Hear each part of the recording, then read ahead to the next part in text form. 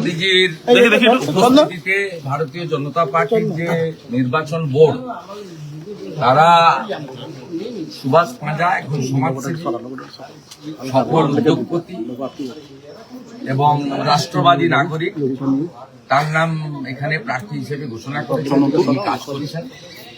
এখানে গত নির্বাচনে মাননীয় বিশ্বনাথ ব্যানার্জি পরীক্ষিত ভারতীয় জনতা পার্টির নেতা, 2018 থেকে 23 পঞ্চায়েত সমিতির বিরোধী দলনেতা হিসেবে তৃণমূলের চুরি দুর্নীতির বিরুদ্ধে প্রশাসনিক লড়াই করেছেন। 21-এর নির্বাচনে গণনা কেন্দ্রে কারচুপি করে তাকে অল্প ভোটে হারিয়ে দেওয়া হয়েছিল। স্বাভাবিকভাবে তিনি আশাবাদী ছিলেন তিনি এখানে মনোনীত হবেন। তার পার্টির প্রতি আনুগত্য রেখে, যেহেতু এই জেলা থেকে আমি নেতৃত্ব দিই, রাজ্যের নেতৃত্ব দিলেও এটা আমার জেলা, যেখান থেকে আমি ভোটার জন্ম বা রাজনৈতিক কর্মকাণ্ড সামাজিক কাজে থাকি, তিনি একটু অভিমানে ছিলেন। ইতিমধ্যে তৃণমূল কংগ্রেসের সঙ্গে তো কোনো মানুষ নেই, হিন্দুও নেই, রাষ্ট্রবাদী মুসলিমরাও নেই। তৃণমূলের সঙ্গে দুটো পিলার আছে, একটা পুলিশ, একটা আইপ্যাক। যেদিন প্রার্থী তালিকা ঘোষণা হয়, স্বাভাবিকভাবে বিশ্বনাথ বাবুর একটু দুঃখ মনে থাকতে পারে। তার পরিবারের লোকেরাও রাজনীতিতে যুক্ত হয়ে গেছিলেন। তার 15 বছরটা ধরে তার বাড়ির লোক তাকে সহযোগিতা করেছে যাতে তিনি বাড়িতে কম সময় দিয়ে জনগণের জন্য, দলের জন্য বেশি সময় দিতে পারেন। সেই কারণে সেই সুযোগ নিয়ে এখানকার যে ওসি পীযূষ মণ্ডল, তিনি হোয়াটসঅ্যাপ কল করেন একাধিকবার। একটা দুর্নীতিগ্রস্ত সিপিএম এর নেতা ছিলেন, যিনি তাপসীকে নিয়ে এবারে ডুববেন হলদিয়াতে, শ্যামল মাইতি একাধিকবার ফোন করেন। তিনি সকলকে বলে দিয়েছিলেন ভোটার হিসেবে পদ্ম ফুলে গিয়ে ভোট দেব, দল পরিবর্তন করব না। আমার যে সামাজিক সম্মান আছে, আমি চোরেদের দলে নাম লিখিয়ে আমি নিজে আপনাদের ভাগিদার হতে, দুর্নীতির ভাগিদার হতে চাই না, পরিষ্কার বলে দিয়েছিলেন। আমি এখানকার ওসি পীযূষ মণ্ডলকে এক্ষুনি থানায় যাব, নির্বাচন বিধি চালু হওয়ার পরে উনি রাজনৈতিক ফোন করতে পারেন কিনা জিজ্ঞেস করুন, এসব বদমাইশি বন্ধ করুন।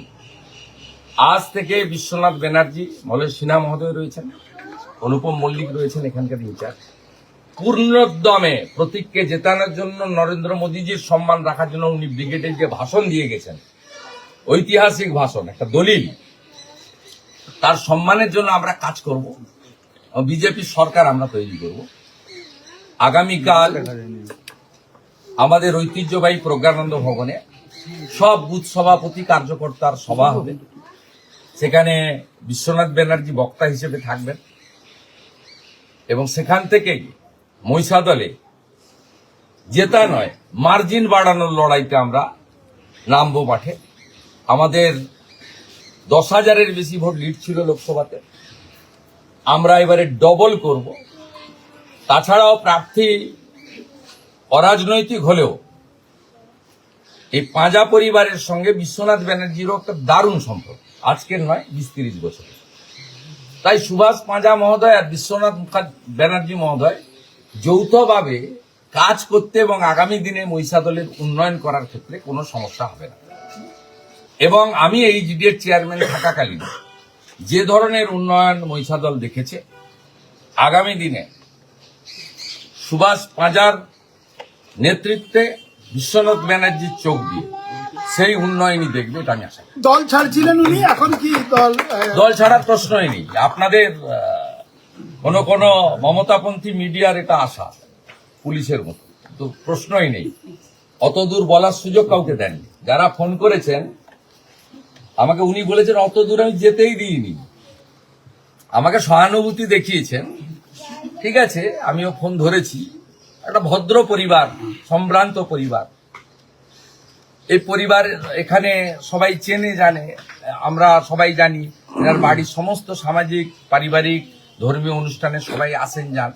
তো যে কেউ ফোন করলে করবেন। আর মহিষাদলের কালচারটা এই ছোট লোক তৃণমূল নষ্ট করে দিয়েছে।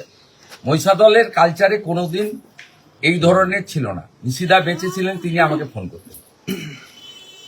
শরৎ কুইলারা তো আমাদের সঙ্গেই চলে এসেছিল। কংগ্রেসের যারা নেতা আছে এখানে, এখন শশাঙ্ক দা আছে, মাখনবাবু আছে, ভালো সম্পর্ক। সুকুমার দাসবাবু এমএলএ ছিলেন, আমাদের সকলের সঙ্গে সম্পর্ক ছিল। সোমনাথ মাইতি মারা গেছেন, প্রকৃত ভদ্র লোক ছিলেন। এখন যেগুলো এখানে নেতৃত্ব দিচ্ছে এগুলো তো রাজনীতির লোক নয়, এগুলো ছোট লোক। অতএব মহিষাদলের পরিবেশে একে অপরের সামাজিক অনুষ্ঠানে যাতায়াত, ধর্মীয় অনুষ্ঠানে যাতায়াত, দুর্গাপূজার শুভেচ্ছা, আগামীকাল মুসলিমদের ঈদ আছে তার শুভেচ্ছা, এগুলো তো সবাই সবাইকে দিয়েই থাকে। কদিন আগে উনার দুটো বাচ্চার জন্মদিন হয়েছে, আপনি দেখবেন সেখানে সব দলের লোক নিমন্ত্রিত ছিল, সবাই গেছে, সবাই করেছে। এটা একটা সাংস্কৃতিক সামাজিক মেলবন্ধনের জায়গা হচ্ছে মহিষাদল। এই তৃণমূলের নোংরা ছোট লোকগুলো নষ্ট করেছে। আমাদের আগামী দিনে কাজ হচ্ছে, আমরা এমপি জিতিয়েছি, বিধায়ক জেতাবো, পঞ্চায়েত সমিতি, গ্রাম পঞ্চায়েত, জেলা পরিষদ জেতাবো, এইচডি এর ক্ষমতা আমরা সরকারে এলে হাতে পাবো, এবং আমাদের যে এখানকার যে সংসদীয় রাজনীতির বৃত্ত বলুন, উন্নয়নের বৃত্ত বলুন, আমরা সেটা সম্পূর্ণ করব।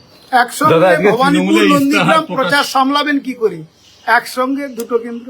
যারা সারা বছর পড়াশোনা করে তাদের পরীক্ষার সময় পড়তে হবে।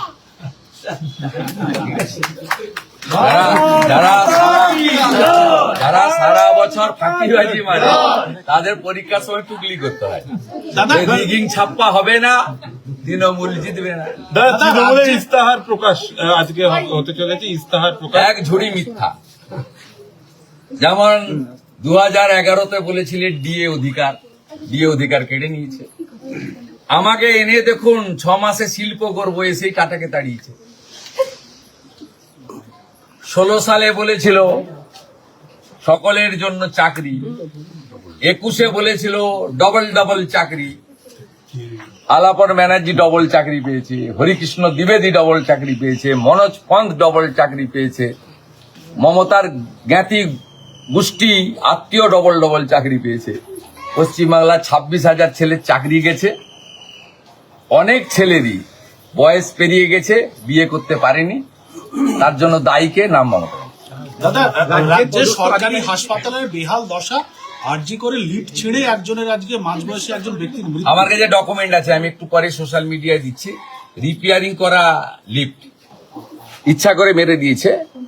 ইমিডিয়েট খুনের মামলা রুজু করা উচিত। প্রত্যক্ষ খুনের জন্য দায়ী আরজি করে সুপার, স্বাস্থ্য দপ্তর, স্বাস্থ্য সচিব এবং স্বাস্থ্যমন্ত্রী অলসো।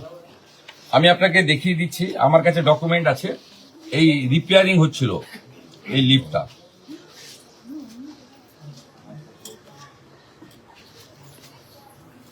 এই যে সরকারের ডকুমেন্ট।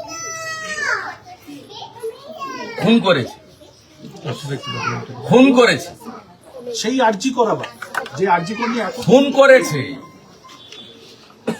আন্ডার মেনটেনেন্স লিফটে পেশেন্টকে চাপিয়ে খুন করেছে। প্রত্যক্ষ খুনি যদি আরজি করের অথরিটি হয়, পরোক্ষ খুনি নারায়ণ স্বরূপ নিগম আর মমতা ব্যানার্জি, স্বাস্থ্য সচিব, স্বাস্থ্যমন্ত্রী। আমাদের ভিডিও ভালো লাগলে লাইক এবং শেয়ার করুন। কমেন্ট সেকশনে গিয়ে জানান আপনাদের মতামত। আরও ভিডিও পেতে আমাদের চ্যানেল সাবস্ক্রাইব করুন এবং প্রতি মুহূর্তে খবরের আপডেট পেতে প্রেস করুন বেল আইকন।